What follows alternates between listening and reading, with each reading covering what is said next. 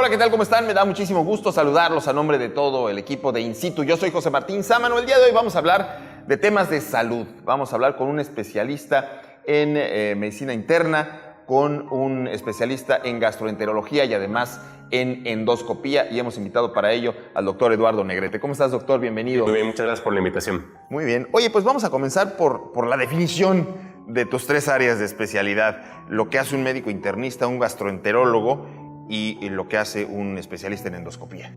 Pues mira, realmente como médico internista nos dedicamos a ver en general todas las enfermedades o condiciones de la persona adulta, de los adultos. Ya sea tanto en el aspecto preventivo, de diagnóstico o incluso tratamiento curativo. Ya en particular como gastroenterólogo nos dedicamos exclusivamente al tubo digestivo que va desde la boca hasta el recto e incluimos ciertas glándulas como es el hígado o el páncreas que también pueden o forman parte de este sistema digestivo. Finalmente, como endoscopista, nos dedicamos a evaluar las características o por dentro el tubo digestivo. Con algunos aditamentos especiales de tecnología podemos revisar el esófago, el estómago, el colon, las vías biliares, algunas partes del hígado, también podemos evaluarlas con estos métodos tecnológicos y pues a grandes rasgos es lo que hacemos en estos tres campos de la medicina. Fíjate que hace muchísimos años había una película, no me acuerdo si se llamaba El viaje increíble. Tú todavía no habías nacido, doctor, pero trataba acerca de un paciente al que le administran una cápsula que en realidad era una cápsula con personas diminutas que iban haciendo el recorrido por todo el organismo y a mí me pareció fascinante. Y todo eso que, bueno, no son personas los que ingresan a tu organismo, pero esto de las cámaras y de la modernidad y que te puedas meter a tantos rincones del cuerpo humano es fascinante, ¿no, doctor? Es muy interesante. Fíjate, con respecto a esto de las cápsulas, en la actualidad, y ya tiene algunas décadas, que existe algo que se llama cápsula endoscópica, que es una cápsula como si tomáramos un antibiótico, que tiene una cámara y tiene luces al frente que permiten que la traguemos, recorre tal cual como el camino que siguiera cualquier alimento que comemos.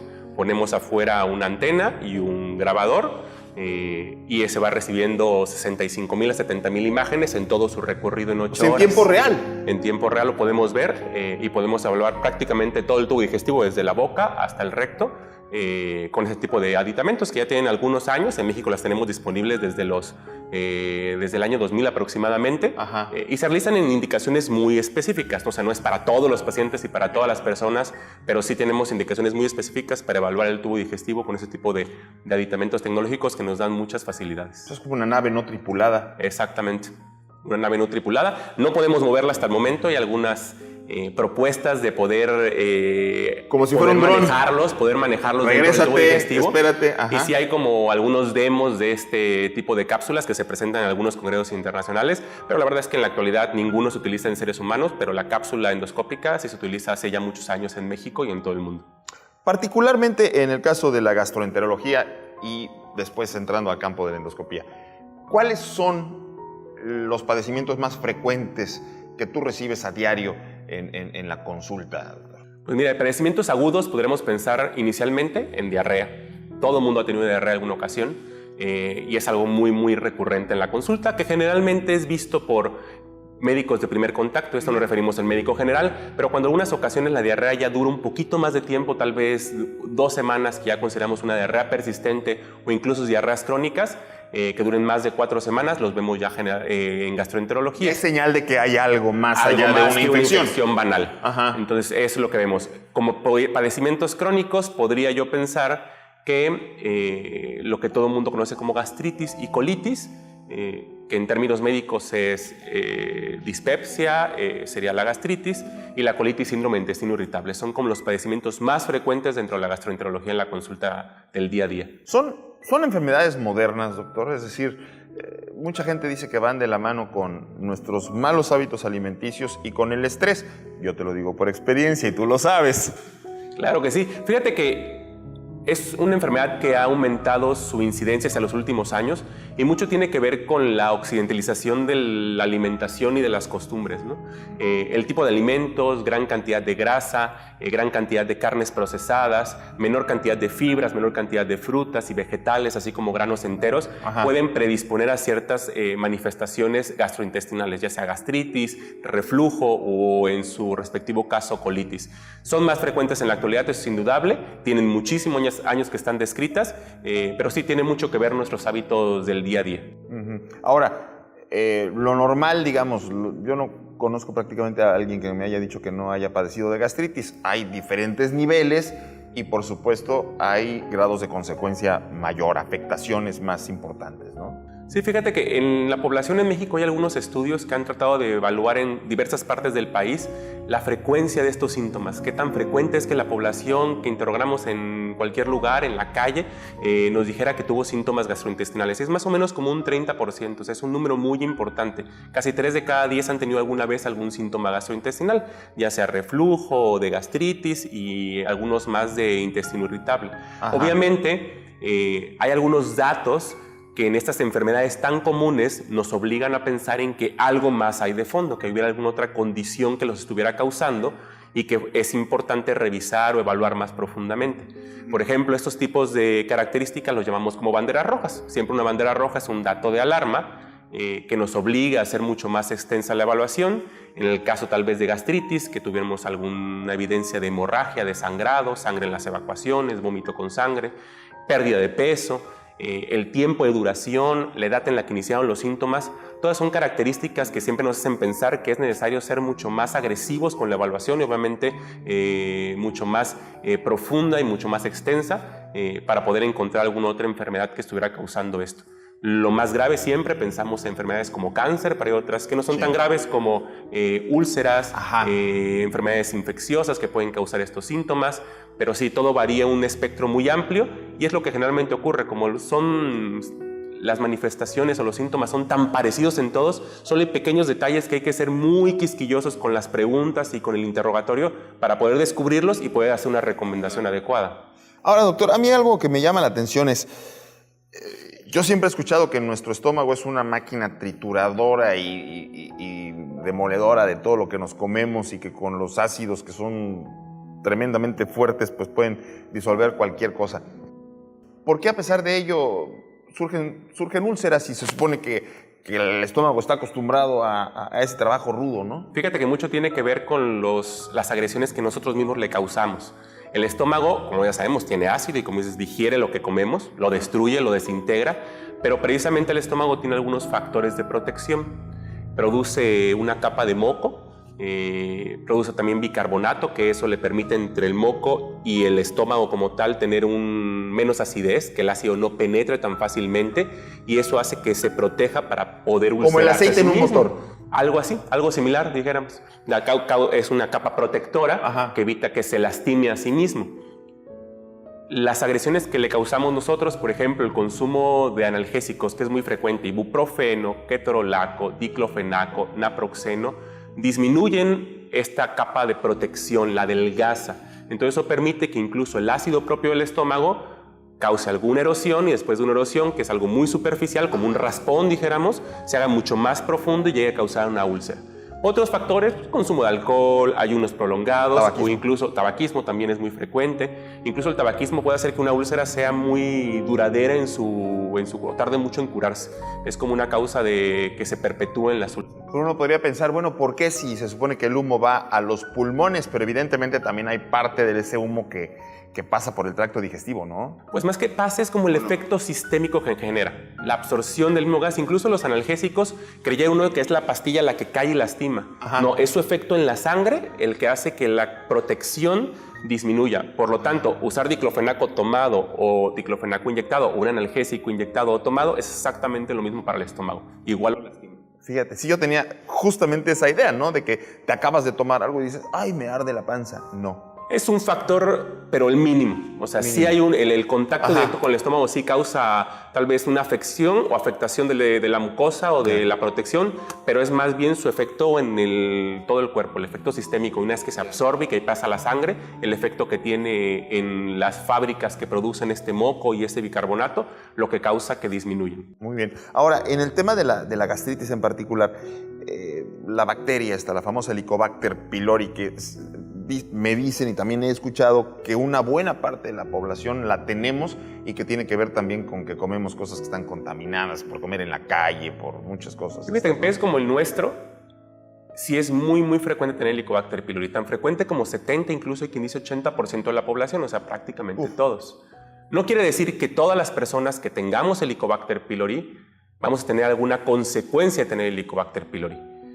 Son una pequeña proporción de la población que tiene esta infección va a desarrollar una enfermedad y puede tener dos grandes vertientes. Una sea la formación de úlceras u otra algo que se llama gastritis atrófica, como que aplana, como que disminuye, como que lastima al estómago, y este paciente que lastima el estómago sin formar úlceras, que lo va como adelgazando un poquito, es el que tal vez en un futuro pueda tener riesgo de cáncer gástrico.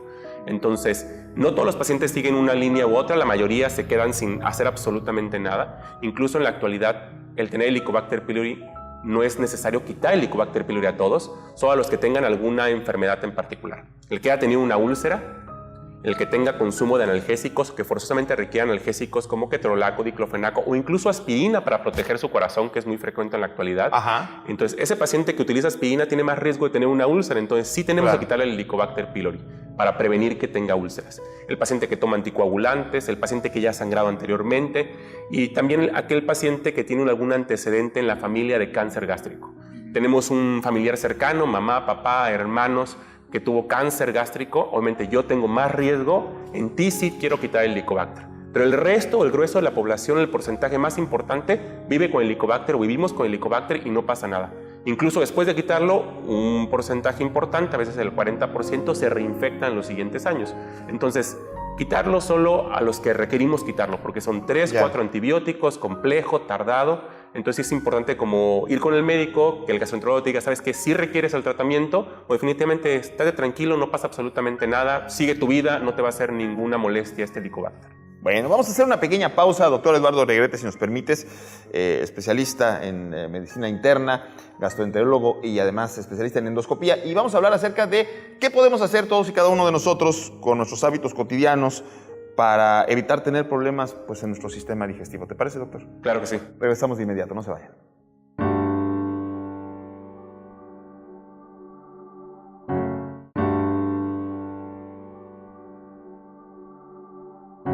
Amigos, estamos de regreso en esta emisión de In Situ. Estamos platicando con el doctor Eduardo Negrete. Él es un médico internista, gastroenterólogo y además especialista en endoscopía, esta técnica que consiste en ir viendo a través de diversos conductos que tiene nuestro cuerpo con camaritas y luego poder hacer las evaluaciones y todo esto. Y de eso hablábamos un poquito en el bloque anterior, doctor, pero yo quisiera preguntarte ahora, de acuerdo con los hábitos de consumo que tenemos y de consumo de alimentos, sobre todo bebidas y otros asuntos como el tabaquismo, por ejemplo, ¿qué tanto cuidamos los mexicanos y en particularmente quienes vivimos aquí en esta región que es ahora donde tú te desempeñas? ¿Qué tanto cuidamos esta tubería que tenemos en nuestro cuerpo? Pues realmente no tenemos la cultura de prevenir o cuidar con los hábitos alimenticios. La mayoría de las personas no tenemos esa precaución de cambiar nuestros hábitos higiénico-dietéticos para ayudar a evitar problemas en el tubo digestivo. Hasta que tengamos alguna molestia, lo más frecuente es que vamos a hacer modificaciones. Sí. Incluso mejoran los síntomas y regresamos a lo anterior.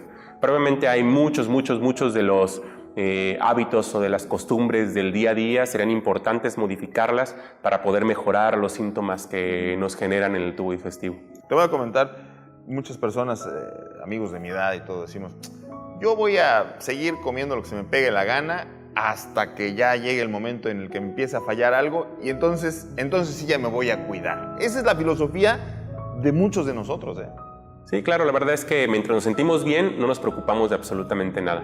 Pero habría que hacer conciencia de que hay factores para las enfermedades en el tubo digestivo, en este caso puede ser gastritis, colitis, cáncer gástrico, cáncer de colon, que no son modificables, ¿no? La edad, los antecedentes familiares, enfermedades hereditarias o genéticas, que no vamos a poder modificar. Pero si tenemos algunos factores que podemos modificar, como es nuestra dieta, disminuir el consumo de grasas, aumentar el consumo de fibras, aumentar el consumo de frutas, de granos enteros, pues podríamos incidir en ellos. Son modificaciones pequeñas, no tienen que ser tan bruscas, pero que nos van a ayudar al día a día poder mejorar a largo plazo, prevenir a largo plazo alguna enfermedad adicional. Porque luego no queremos ir al doctor, porque ya sabemos que ustedes nos van a decir que tenemos que bajarle a los kibis, a las gorditas, a los taquitos de canasta, todas esas cosas que nos fascinan y que nos gustan, que si la cervecita, que si el vino, en fin. ¿Cómo le hacemos para que en nuestro día a día y en nuestro envejecimiento no tengamos que llegar a cambios extremos? ¿Qué es lo que tú recomendarías en tu práctica diaria y a partir de cuándo nos tenemos que empezar a cuidar? Pues realmente tendría que ser toda la vida, tendría que ser una cultura desde que somos pequeños para tener una alimentación adecuada. Y como te decía, generalmente yo no insisto tal vez en dietas tan restrictivas, como una dieta que quisiéramos para perder peso, ¿no? 2 o 3 opciones de alimentos con muy poquitas calorías, muy poquito apetitosa en la mayoría de las ocasiones, porque eso no nos va a permitir mantenerla. Vamos a decir, a las 2 o 3 semanas yo ya no puedo más y regresamos a los hábitos previos. Hacer modificaciones pequeñas, tal vez no el evitar por completo el consumo de alcohol, si se va a hacer que sea en cantidades bajas o moderadas, si vamos a consumir carnes rojas que sean en porciones pequeñas, para que podamos seguir consumiéndolas, seguir disfrutando de esos alimentos, pero no en cantidades inadecuadas, ¿no? Entonces sería más bien como cambiar nuestro estilo de vida, porque si queremos hacer algo muy rápido, en poco tiempo, a los 50 años, a los 60 años, voy a cambiar por completo mi estilo de vida, no lo vamos a lograr, va a ser muy difícil mantenerlo a largo plazo. La idea es hacerlo desde el principio, pero pequeñas modificaciones. Aumentar el ejercicio obviamente también es súper importante, ir agregando poco a poco. ¿Está relacionada la práctica del ejercicio con el bienestar de nuestro aparato digestivo? Indudablemente previene muchas de las enfermedades, ayuda, sobre todo lo que está más demostrado es a lo cardiovascular, ¿no? Previene enfermedades cardiovasculares, pero también el ejercicio se ha visto que disminuye el riesgo de cáncer de colon, disminuye el riesgo de otras enfermedades intestinales, el intestino irritable o la colitis también mejora con la actividad física. Entonces sí, el ejercicio es fundamental para prevenir enfermedades cardiovasculares o gastrointestinales. ¿Cada cuándo tiene una persona o recomiendas tú que una persona vaya a ver al gastroenterólogo?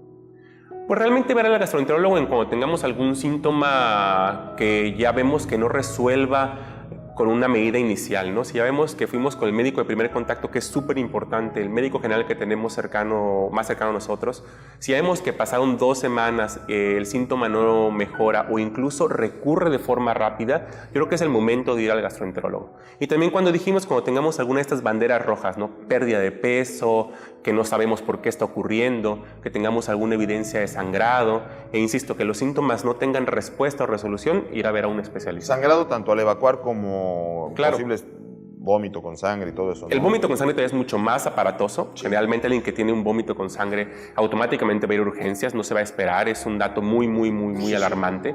Pero sí, en caso de que viéramos en alguna ocasión sangrados, sobre todo rectales o en las evacuaciones mezclado con las heces, claro que es un dato de alarma que vale la pena investigar más profundamente. Claro.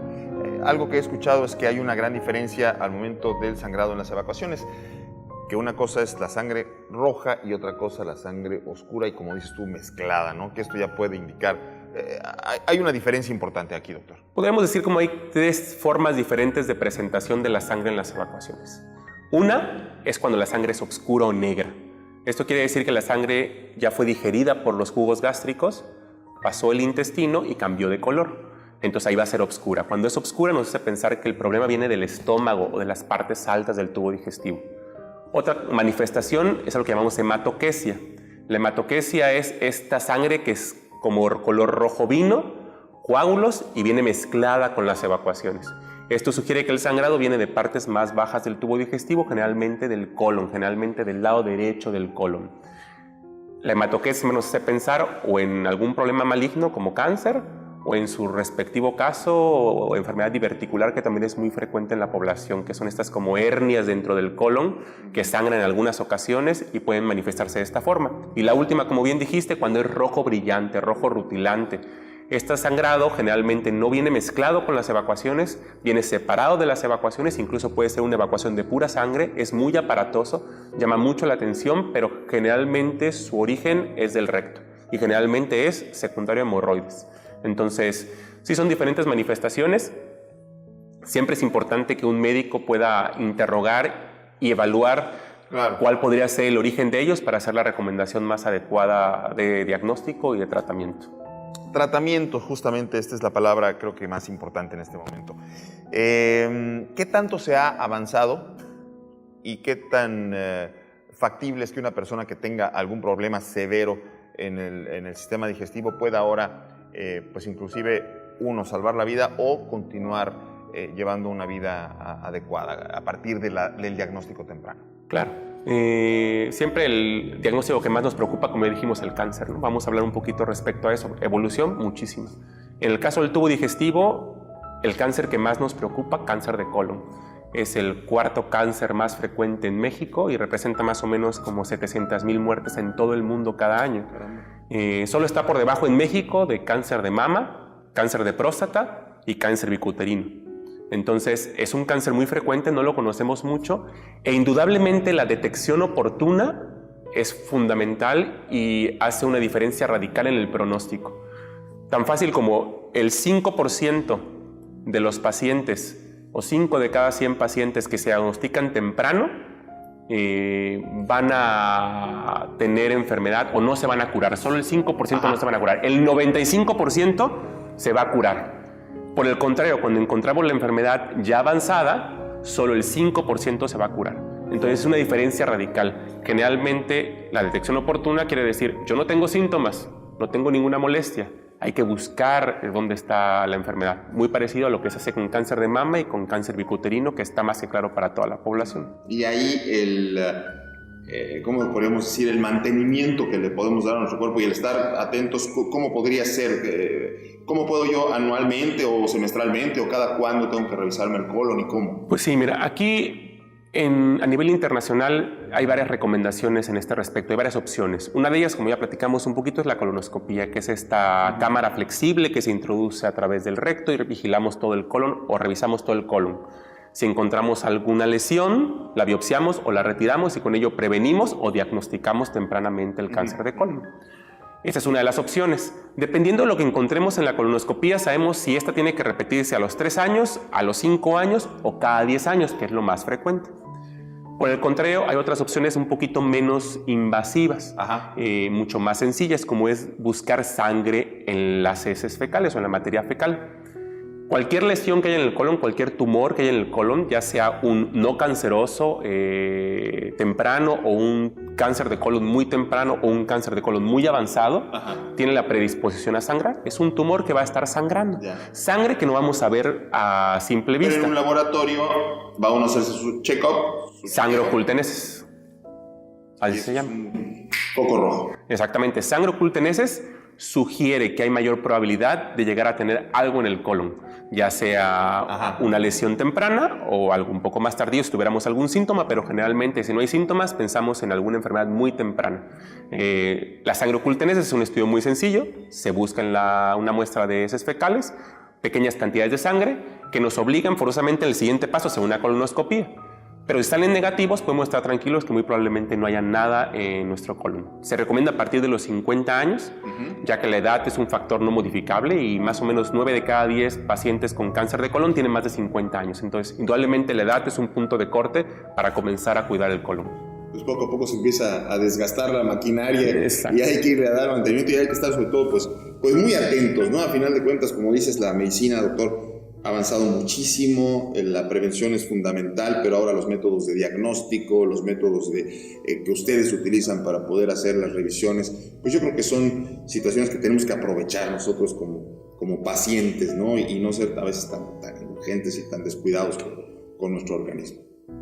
Claro que sí, hay que prestar mucha atención con respecto a los síntomas, como ya dijimos, seguir las recomendaciones más importantes y como platicamos un rato al principio de la charla, pues el buscar modificar nuestros hábitos diarios, tener una dieta mucho más adecuada, mucho más balanceada, aumentar la actividad física por lo menos 30 minutos 5 veces a la semana para que tengamos prevención de las enfermedades más frecuentes que nos afectan en el país. Muy bien, doctor Eduardo Negrete, muchísimas gracias, internista, gastroenterólogo y especialista también en endoscopía. Gracias por esta charla y por platicar de estas cosas que son tan importantes y tan cotidianas para todos y cada uno de nosotros. Muchas gracias a ti por el tiempo. Gracias. Y también, por supuesto, a ustedes que nos hacen el favor de acompañarnos en cada emisión de In Situ. A nombre de todo el equipo, yo soy José Martín Sámano, como siempre, ya lo saben. Le mando un fuerte abrazo donde quiera que esté.